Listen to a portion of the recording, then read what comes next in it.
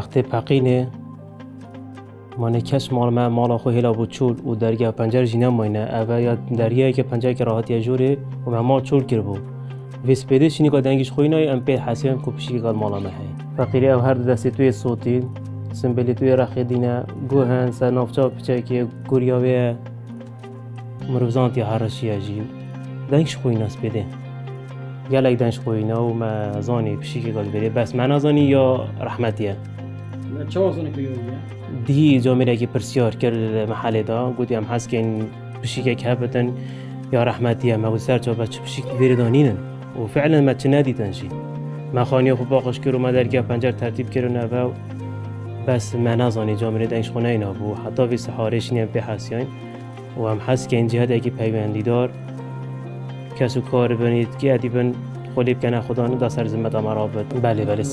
بیدی ما سحاری ما حول دای و همشین پریکا هواجی بتن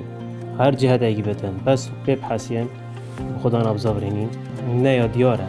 اوه خدا کنه نه و نه دیجدر بنه بشی که نوعی تومیه و یا پیرته یا جانه و یا دیاره جی نه یا جارا بجن کلانکیه اوه یا بوهای جی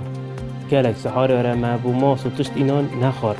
اسرام چون مارکت من خارناوی پو بو اینای بیچه که خارجی اصلا حس کم این اشارت بدن جی و گلگا تینی جی بو هر آتی تو چت زد که دم اخرا کش منانی هسته تعداد دینه دفخو بینه که سری فرق این چه دفعه